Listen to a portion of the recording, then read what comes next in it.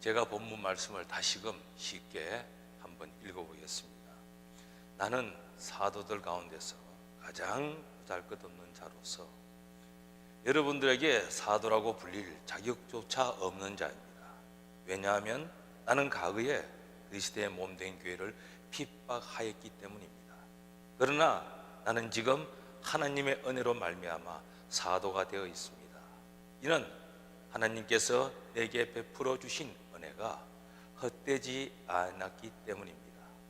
은혜로 나는 다른 누구보다도 더 수고를 많이 했습니다. 그러나 내가 한 수고는 내가 한 것이 아니라 나와 함께 하신 하나님의 은혜로 한 것입니다. 이런 내용입니다. 우리 성경은 저는 아직까지도 개역 성경을 그대로 가지고 있습니다. 그래서 여러분 가진 성경과 조금 어구에서 조금 다른 부위가 있죠. 은혜라는 단어를 여러분 생각해 보셨습니까? 늘 생각하고 계실 줄 믿습니다. 예배가 끝나고 나갈 때가 되면 목사님과 악수를 하면서 목사님 은혜 많이 받았습니다라고 할 때가 많습니다. 은혜라는 단어를 저는 그렇게 많이 사용하지 않았습니다. 그러다가 약 1년 반, 2년 전부터 은혜라는 단어를 계속 사용하기 시작했습니다. 왜일까요? 제가 은혜라는 단어를 사용할 때 여러 가지 의미로 사용합니다. 저희 삶이나 저의 가정이나 제 옆에 있는 환경들이 좋아질 때면 그걸 사람들이 묻습니다. 목사님 요즘 어떻습니까?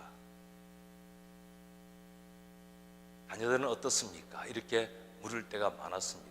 그럴 때마다 제가 뭐라고 대답하겠습니까? 잘못 대답했다가는 오해를 살 확률이 많습니다. 환경과 여건이 내 주위에 있는 분들은 저와 똑같은 환경이 아닌데도 불구하고 저 잘 되었다고 해서 하나님의 은혜입니다라고 이야기할 때 그분이 받아들이는 것이 어떠할까라는 생각을 많이 가졌습니다. 특히 목회 생활하면서요. 우리 목사님들 중에서는 어려움 당하는 목사님들도 많습니다. 힘들어하는 목사님들도 많아요. 그런데 제 잘 되었다고 해서 하나님의 은혜입니다라고 얘기할 때 그분들이 받아들이는 마음의 감정이 어떠할 것인가를 생각하면서 은혜라는 단어를 사용하기를 자제했습니다. 그런데 은퇴를 하고 작년 9월 달에 저희 집 사람이 수술을 하고 난 다음부터는 은혜라는 단어를 쓰기 시작했습니다. 어느 때부터인가 폐암이라는 그 진단을 받고 수술을 받고 난 다음 성도들이 묻습니다. 목사님들이 묻습니다. 그때 제가 대답한 단어가 하나님의 은혜입니다라고 대답했습니다. 그 이후 지금까지 계속 하나님의 은혜라는 단어를 사용을 많이 하고 있습니다. 그 하나님의 은혜가 성경에 있는 단어 중에서 제일 귀한 단어고 제일 높은 단어고 하나님이 제일 기뻐하는 단어라는 것을 깨달았기 때문입니다. 오늘 본문에 택하지 아니한 11절을 보면은 이렇게 이야기합니다. 그러므로 내가 저희와 같이 전파하며 너희도 이같이 믿으니라. 믿었었느니라. 여러분, 하나님의 은혜라는 그 단어 자체가 복음을 전파하는 복음의 중재 수단의 역할을 하고 있다는 겁니다. 여러분, 예수 믿지 않은 자들한테 대화 속에서 집사님 아니면 장로님 지금 어떻습니까? 하나님의 은혜입니다. 이 사람들은 어떻게 생각할까요? 저 양반이 돌아도 한참 돌았구먼. 여러분, 이 은혜라는 단어는 아주 귀한 단어입니다. 제 삶 속에 하나님이 간섭을 하셨는데 그 간섭 하나하나가 하나님의 은혜로 된 것이라고 여러분들에게 말씀드리면서 또한 사도 바울은 오늘 이 고린도 전서를 통해서 이야기하고 있다는 겁니다. 여러분, 고린도전서는요, 사도 바울이 3차 전도 여행 때 고린도 교회에 썼는 그러한 편지입니다.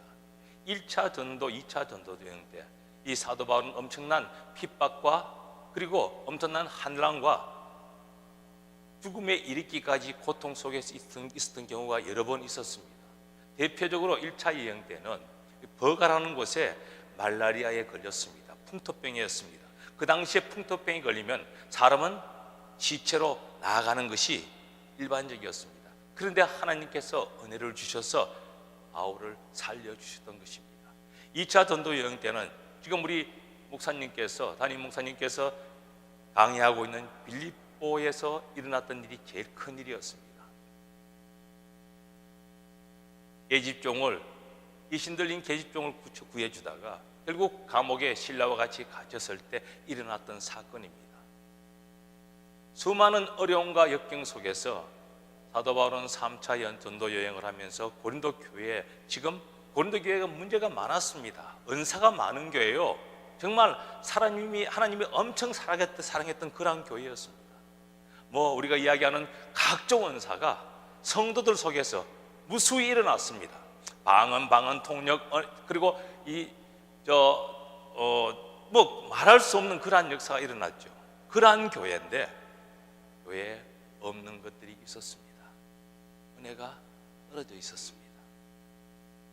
그러한 교회를 향해서 사도 바울은 이렇게 이야기합니다. 나의 나된 것은 하나님의 은혜다. 본문 10절에 그렇게 이야기하고 있죠. 나의 나된 것은 하나님의 은혜로다. 이 킹 제임스 버전을 보면요, 이렇게 기록하고 있습니다. 하나님의 은혜로 내가 지금 내가 되어 있다. 다메섹에서 하나님께서 바울을 부르는 은혜를 주셨습니다. 그 부름 속에서 그 부름이 헛되지 아니하도록 바울은 열심히 사역에 임하면서 주님 주신 은혜를 세상 가운데 전파하고 나누었던 것을 우리는 성경을 통해서 누누이 알고 있습니다. 엄청난 고통 따라옵니다. 엄청난 시련이 따라옵니다. 그때도 그것이 하나님의 은혜였다고 사도 바울은 고백하고 있습니다. 현 시대를 살아가는 우리 크리스찬들은 어떨까요?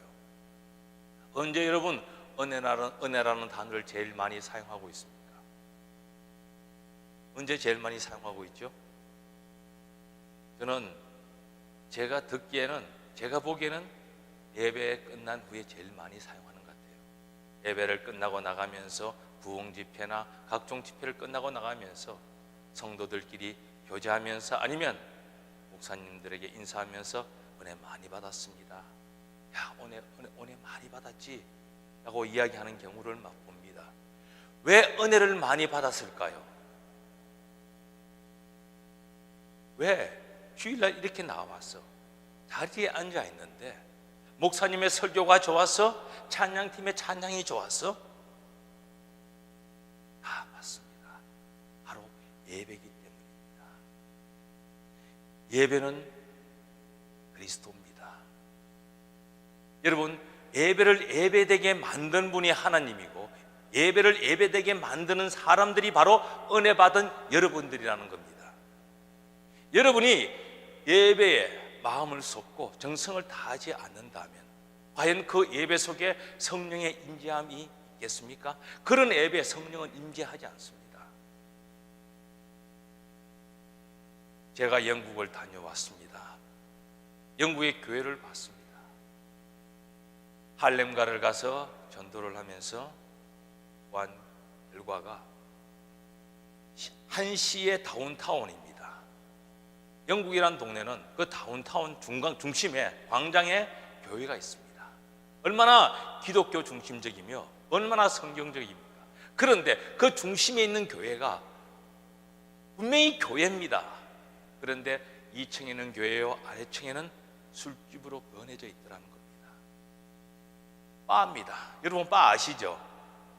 아래층에는 바가 들어있고 밤에 장사합니다. 그리고 주일이면 2층에서 예배를 드린다고 합니다.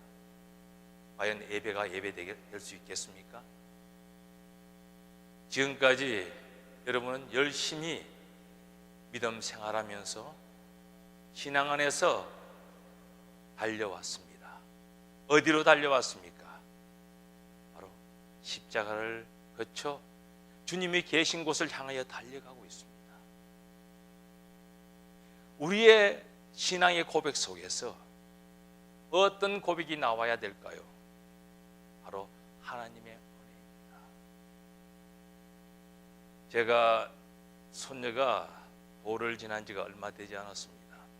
우리 큰 손자가 이름이 한민입니다. 자기 할아버지가 지었습니다. 지난주 와서 같이 왔던 예배드렸던 그 목사님이 지었고, 두 번째 손녀는 제가 지었습니다. 돌아가면서 짓기로 그렇게 자기들끼리 이야기를 했는 모양이에요. 첫 번째는 친가에서, 두 번째는 외가에서, 둘 다 목사님이니까. 그래서 제가 제일 좋아하는 단어가 은혜이기 때문에 하은이라고 지었습니다. 하나님의 은혜. 그런데 가만히 생각해 보니까 돌림짝 하자입니다. 하민 하은 딱 맞아요. 그래서 애들한테 권했죠. 야, 이 이름이 딱 맞다. 그래서 하은이라고 지었으면 좋겠다 라고 이야기하니 친가에서도 좋다고 해서 하은이라고 지었습니다. 제 삶 속에서 일어났던 모든 일을 보면 모든 것이 하나님의 은혜라는 것을 고백할 수밖에 없다는 것을 이야기 드립니다. 하나님의 은혜로 되었는데 그 하나님의 은혜라는 단어가 과연 무엇인가에 대해서 우리는 알고 또 그 은혜를 제대로 느끼면서 나아가야 됩니다. 은혜라는 단어는 이 상고해 보면 이렇습니다. 하나님의 사랑을 받았으니 즐겁고 기쁘다는 의미입니다. 하나님의 사랑을 받았으니 즐겁고 기쁘니 하나님의 은혜라고 이야기하는 겁니다. 여러분, 은혜라는 헬라어는 할리스입니다. 히브리어로는 헤세드고 그리고 영어로는 그레이스지요. 특히 그레이스라는 이름은 많습니다. 이 단어를 보면 많은 사람들이 불쌍히 여기다, 자비롭다 이런 의미로 많이 생각을 합니다. 틀린 것은 아닙니다. 맞습니다. 정확합니다. 그런데 헬라어 카리스의 단어는 기쁘다, 감사하다는 뜻이 들어있다는 겁니다. 이 카리스라는 말의 어원은 카라입니다. 카라는 희락과 기쁨입니다. 이 은혜라는 단어의 어원, 처음 시작은 바로 기쁨과 감사에서 만들어진 단어입니다.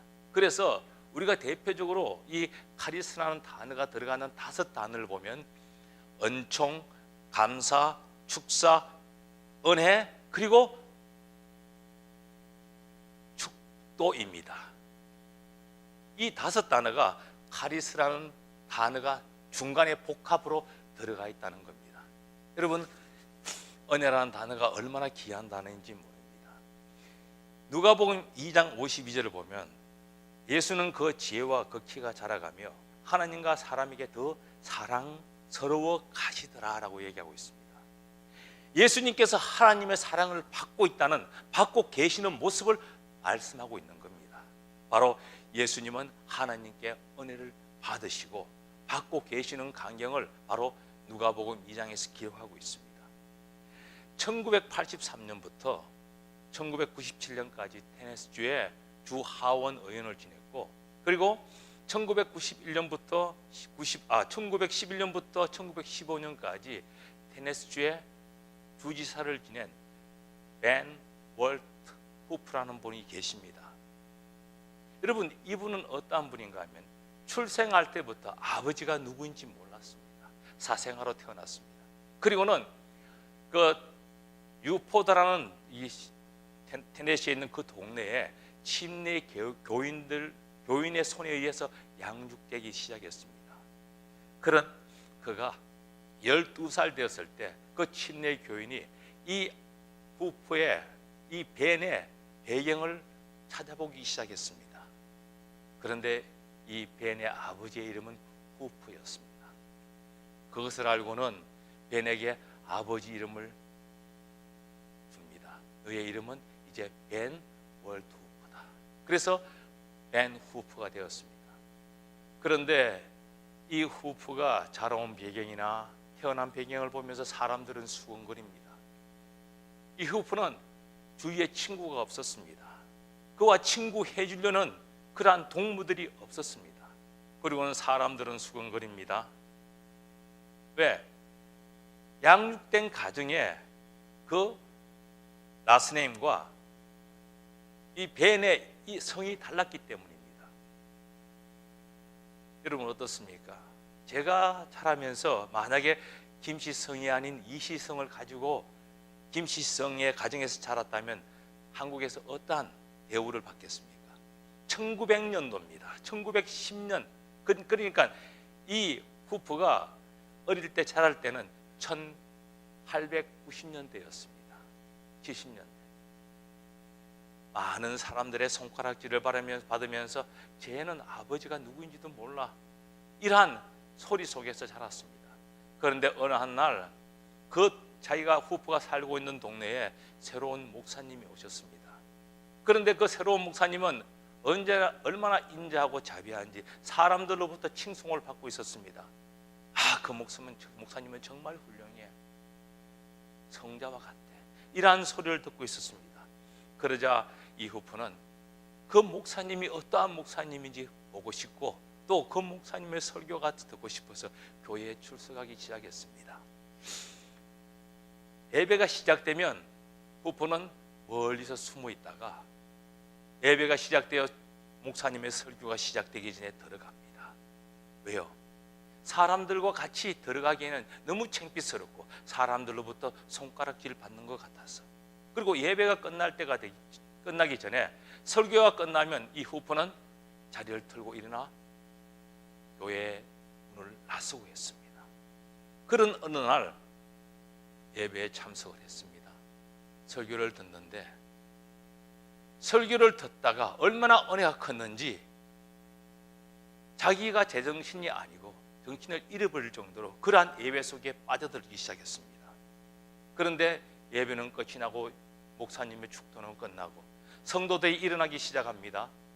그런데 이 후프는 그제서 자기가 그 예배당에 앉아있는 것을 알고 일어나서 성도들과 같이 나아가는데 옆에 있는 성도들은 이 어린 후프를 보면서 헐끔헐끔 쳐다봅니다. 이것을 본 목사님 어떻게 했습니까? 목사님은 나아가는 후프의 손을 잡고 악수를 합니다. 그러면서 이 누구 집 아들이지? 정말 훌륭하고 잘생겼어 라고 이야기하자 후프는 얼마나 부끄러운지 목사님의 손을 털고는 도망가다시피 교회를 나아갑니다. 그런데 그 나가는 뒷모습을 바라보는 목사님께서 이렇게 이야기합니다. 너는 하나님의 아들이야! 그 소리가 후프에게 들립니다. 그 이후 후프는 이렇게 간증합니다. 그때 그 시간이 바로 테네시주의 주지사가 탄생한 날이었다. 여러분, 하나님은 후프를 사랑하셨습니다. 사랑하심 속에서 은혜가 그곳에 임했고 후프는 나중 그것을 간증하고 있는 것을 봅니다. 여러분, 인생에 성공하기를 원하신다면 어떻게 해야 될까요? 아마 지금 여기에는 12살 먹은 어린아이는 없습니다. 청소년들은 없습니다. 그러나 노후를 보내면서 이제 주님 앞에 갈 날을 기다리면서 하나님, 내 인생, 남은 인생 어떻게 하면 좋을까요? 라고 물으신 분들이 많을 겁니다.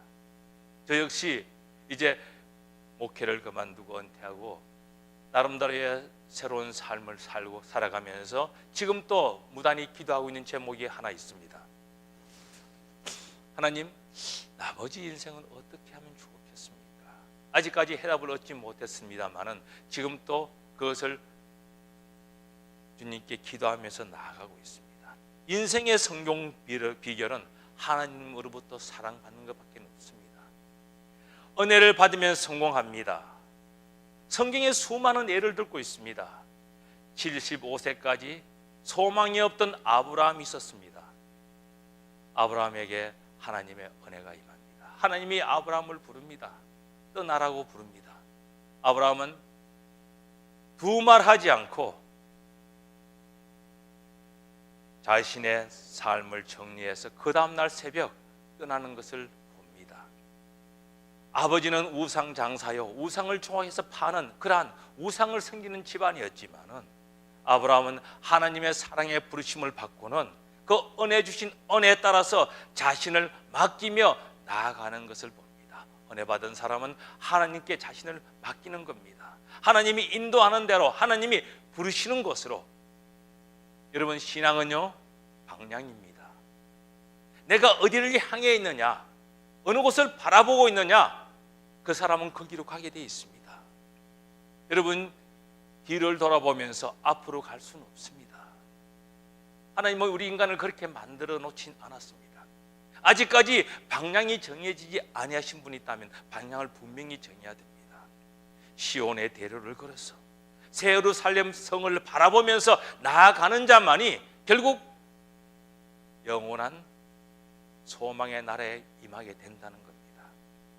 여러분, 갈 바를 알지 못하고 갔다. 여러분, 그거 대수롭게 생각하면 아니 됩니다. 앞일을 알 수가 없습니다. 어떻게 헤쳐나가야 될지, 어떤 방법으로, 어떤 모양으로 살아나가야 될지 모르는 아브라함이 마냥 아무것도 모르는 사람과 같이, 아니 분명히 멍청했을 겁니다. 그러나 그 멍청이 아닙니다. 주위에 있는 사람들은 아브라함을 향해서 손가락질했을 겁니다. 아브라함을 본받은 이삭, 야곱, 요셉을 보세요. 모두가 다 하나님의 큰 축복 속에 삽니다. 이삭은 가는 곳마다 우물을 팠는데 파는 때마다 물이 나왔습니다. 물이 뭡니까? 물은 생명입니다. 물이 없으면 사람은 생명을 유지할 수 없습니다. 우물은 샘의 근원입니다. 그래서 우물이 있는 곳에 생명이 있기 때문에 양떼들이 원성에 나가면서 후한 삶을 살 수가 있었습니다. 여러분, 다니엘은 어떻습니까? 다니엘은 온전히 하나님을 의지했기 때문에 하나님의 은혜와 하나님의 사랑을 깨닫고 그것을 붙들고 사자굴 속에 들어갔기 때문에 사자굴에서 살림을 받고 그리고 총리가 되었던 것입니다. 여러분, 성경은 우리에게 이야기합니다. 인생의 성공의 비결은 바로 하나님의 사랑을 받는 거다. 그리고 하나님으로부터 받은 사랑을 지켜 나아가는 거라는 겁니다. 그러면 하나님의 사랑을 받는다는 의미가 뭘까요? 여러분, 모두가 다 하나님의 사랑을 받았습니다. 하나님의 사랑을 받는다는 의미는 바로 하나님의 사랑으로 오신 예수 그리스도를 모셔드리는 겁니다. 예수님이 오실 때 은혜가 넘치며 예수님과 동행할 때만이 인생의 성공이 주어진다는 겁니다.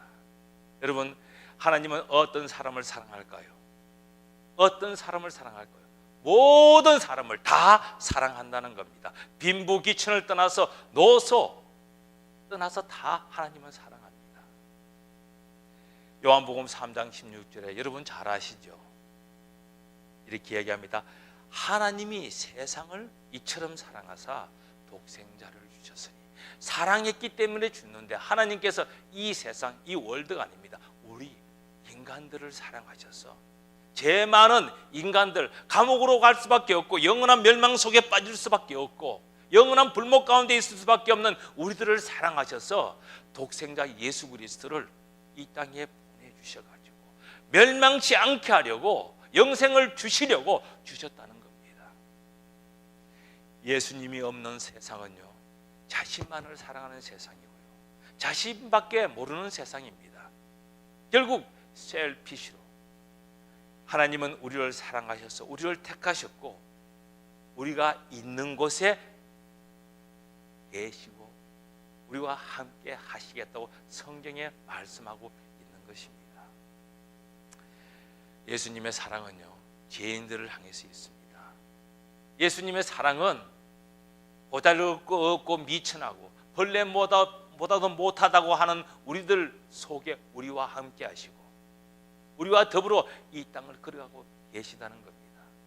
죄인들을 사랑하시는 것, 죄인을 사랑하시는 그것이 바로 은혜입니다. 로마서는 그것을 그렇게 이야기합니다. 여러분 구원받기 위해서, 여러분 영원한 나라를 소유하기 위해서 무엇을 지불했습니까? 아무것도 지불하지 않았습니다. 그냥 믿기만 하면, 믿음은 하나님의 선물이라고 했습니다. 그 선물, 그 은혜를 헛되이 버리지 않고 헛되이 놓치지 않으면, 헛되이 놔버리지 않으면 결국 우리는 하나님의 자녀의 건세를 가지고 하나님의 사랑을 받는 대상으로 이 땅을 살다가 주님 앞에 가 영광 가운데 주님을 만나게 되어 있다는 겁니다. 여러분, 사랑받는 자, 하나님으로부터 사랑받는 자, 하나님으로부터 은혜 받은 자의 변화의 대표적인 것을 사도행전 2장 42절 47절은 이야기하고 있습니다. 저희가 사도의 가르침을 받아 서로 교제하며 떡을 떼며 기도하기를 전혀 힘쓰니라. 사람마다 두려워하는데 사도들로 인하여 기사와 표적이 많이 나타나니 믿는 사람이 다 함께 있어 모든 물건을 서로 통용하고 또 재산과 소유를 팔아 각 사람의 필요에 따라 나누어 주고 날마다 마음을 같이 하여 성전에 모이기를 힘쓰고 집에서 떡을 떼며 기쁨과 순전한 마음으로 음식을 먹고 하나님을 찬미하며 또 온 백성에게 칭송을 받았다고 얘기합니다. 이것이 바로 은혜 받은 자요 하나님의 사랑을 받은 자의 변화된 모습입니다. 본문 10절 이하를 보면 은혜 받은 자가 해야 될 두 가지를 이야기하고 있습니다. 10절 보시기 바랍니다. 10절 보면 이렇게 이야기합니다. 나의 나 된 것은 하나님의 은혜로 된 것이니 내게 주신 그 은혜가 헛되지 아니하여라고 얘기합니다. 하나님께서 베푸신 그분의 은혜가 헛되지 아니해서 지금 내가 나의 모습으로 사도로 있다는 겁니다. 헛되지 아니했다는 말씀은 곧 하나님의 은혜를 헛되이 받지 않았다는 겁니다. 세상을 살아가면서 많은 사람들이 하나님의 은혜에 대해서 귀중함을 모르고 있습니다. 정말 소중하고 귀한 것이 하나님의 은혜입니다. 그 은혜, 주신 은혜 꽉 붙들어야 됩니다. 그런데 그걸 대수롭지 않게 생각하는 성도들이 너무나도 많습니다. 아무런 보상도 없이 아무런 대가도 지불함이 없이 그냥 주니까 공짜라고 생각해서 허술하게 취급해 버린다는 겁니다. 은혜를 귀하게 생각하시는 여러분 되기를 예수님의 이름으로 축원합니다. 은혜를 보배롭고 연기를 느낀다는 증거입니다. 여러분, 사무엘상 7장을 보면 이스라엘이 그 블레셋 공경에 처합니다. 그때 사무엘이 이스라엘 백성들에게 미스바로 부릅니다. 부르면서 회개하자는 겁니다. 그때 한 내용이 뭡니까? 하나님의 은혜로 우리가 저 애굽에 종살이 하다가 광야를 거쳐 가나안 땅, 복지의 땅에 오지 않았느냐. 그런데 우리가 그 은혜를 잊어버리고 그 은혜를 헛되이 함으로 말미암아 우리가 지금 적으로부터 침공을 받고 전쟁이라고 끊임없이 고통을 당하고 있지 않냐는 겁니다. 그러면서 우리가 회개하자고 회개할 때 여러분, 사무엘이 사는 동안은요 블레셋의 공격을 받지 않았습니다. 그 은혜의 사람이 사는 동안 그 이스라엘에는 평화가 임했다는 겁니다. 여러분, 하나님의 은혜가 들어올 때 전쟁에 승리합니다. 인생에 승리합니다. 하나님의 은혜를 기이 여기는 사무엘이 살아있는 동안 이스라엘에는 평강이 임했습니다. 은혜를 받은 자의 또 해야 될 일은 두 번째 수고입니다. 오늘 본문은 우리에게 이렇게 얘기하죠. 더 많이 수고하였으나 더 많이 수고했다. 이 수고는 두 가지를 이야기하고 있습니다. 사도 바울은 우리에게 첫 번째 수고가 너 자신을 버리는 거다. 두 번째 수고는 십자가를 지는 거라는 겁니다. 한 알의 미랄이 땅에 떨어지지 아니하면, 땅에 떨어져 썩지 아니하면 열매를 맺을 수가 없다. 땅에 떨어져 썩으면 많은 열매를, 수많은 열매를 맺나니, 여러분, 썩어서 떨어져 썩지 아니하면, 여러분, 떨어진다는 것은 자기를 부인하는 겁니다. 그리고 썩는다는 것은 자기를 죽이는 겁니다. 여러분, 요사이 많은 분들이 버림에 대해서, 내려놓음에 대해서 이야기를 하고 있습니다. 그런데 과연 얼마나 내려놓고 얼마나 버립니까? 성경은 우리에게 얘기합니다.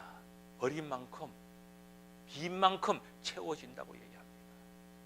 채워져 있는데 여기에 물컵이 있습니다. 그 물컵 위에 물이 채워져 있는데 그 위에 또 무엇을 채울 수가 있겠습니까? 물이니 다행이지 그 물컵 안에 흙탕물이 채워져 있다면 그것을 어떻게 여러분 마시겠습니까? 그것을 비워야 됩니다. 여러분, 우리 속에 들어와 있는 것들이 너무나도 더럽고 추접하고 너무나도 악취가 나는 것들이 너무나도 많다고 사도 바울은 우리에게 이야기하고 있습니다. 내가 진정한 그리스도인이냐? 내가 진정한 하나님의 아들이냐? 너에게 선함이 있느냐? 그렇다면 내 몸 안에 있는, 너의 머릿속에 있는, 너의 심장 속에 있는 더러운 것들을 다 제거해라는 겁니다. 내려놓으라는 겁니다. 그리고 자기가 죽는 수고를 해야 됩니다. 주님이 우리한테 이야기하죠. 십자가를 지라고 얘기합니다. 너에게 준 십자가가 뭐냐? 자기가 만난 스스로 택해서 스스로 고난받는 것을 십자가로 생각해서는 아니 됩니다. 십자가는 희생입니다. 그리스도인의 사랑에는 희생이 꼭 따라야 됩니다. 여러분, 어느 회사의 입사 시험에 이런 문제가 나왔습니다.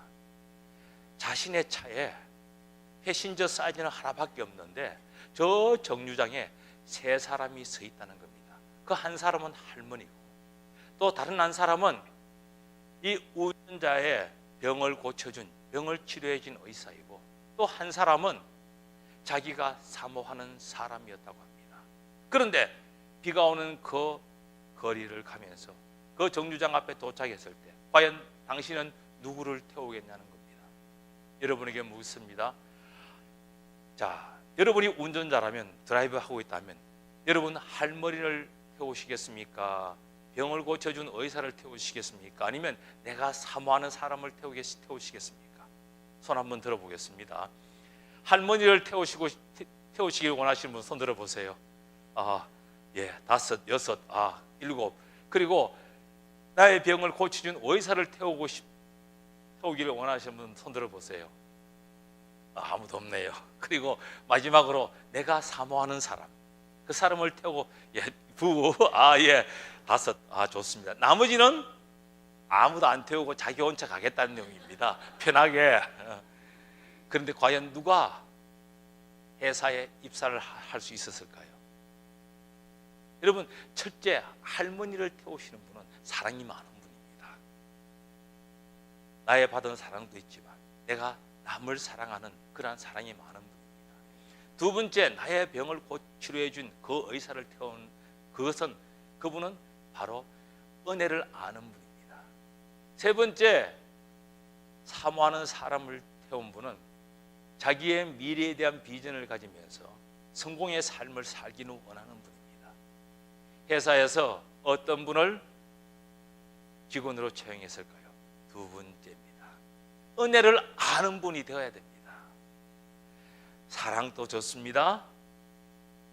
미래를 향한 비전도 좋습니다. 그러나 이 사회가 필요로 하는 것은 은혜를 아는 사람을 필요로 하고 있다는 겁니다. 수고를 했는데 왜 수고했느냐? 사도 바울은 자기 목숨을 내어놓고 수고를 했습니다. 왜 수고했습니까? 은혜 때문에 하는 것입니다. 하나님이 베풀어 준 그 사랑 때문에.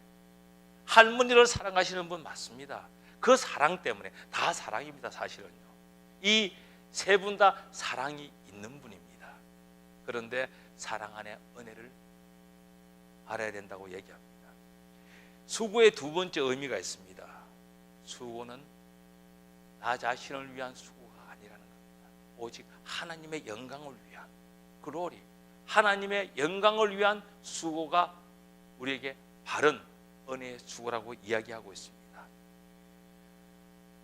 우리 모두 은혜 받기를 소원해야 됩니다.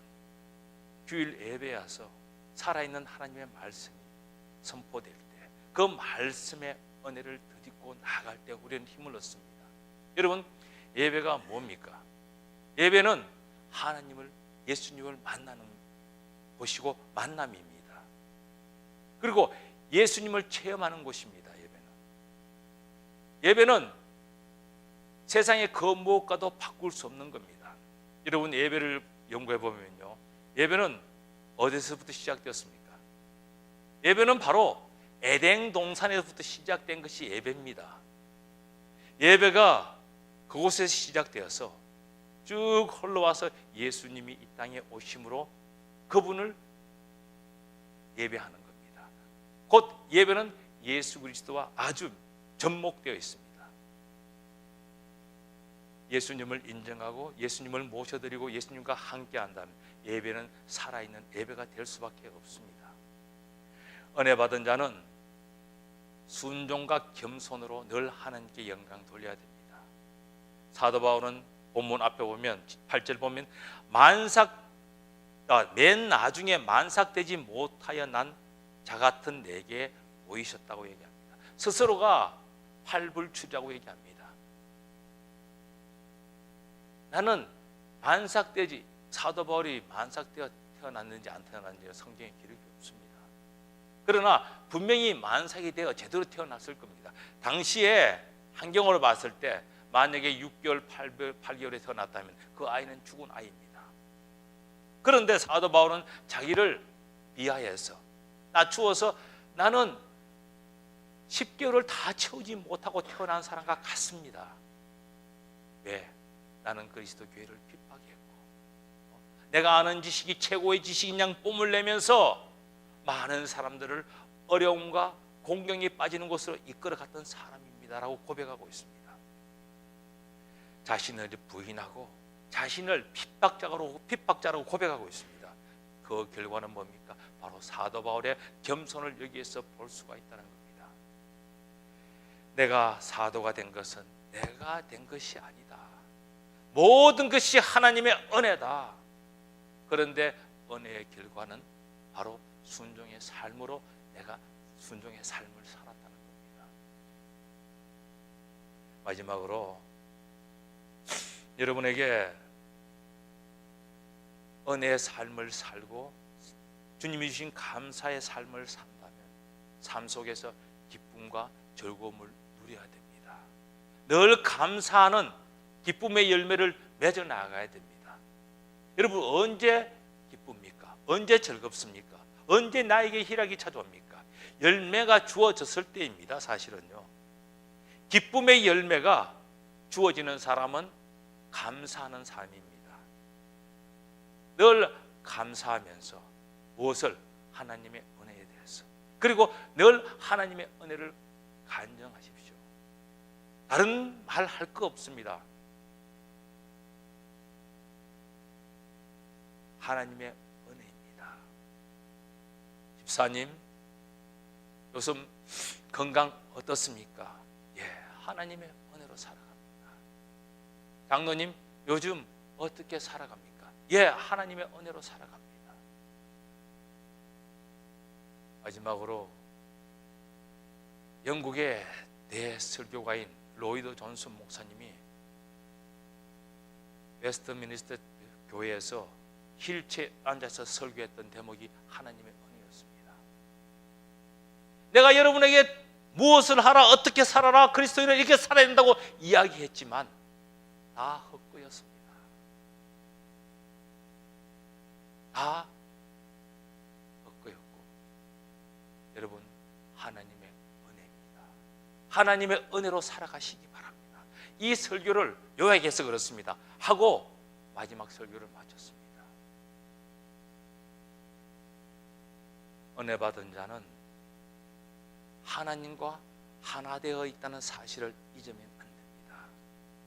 하나님과 하나 되어 있다, 나는 하나님과 더불어 함께 한다는 그것을 잊어버리지 마시고 이 땅 닿을 때까지 하나님의 은혜에 감사하면서 하나님의 은혜를 입으로 시인하는 여러분 되기를 예수님의 이름으로 축원합니다. 기도하겠습니다.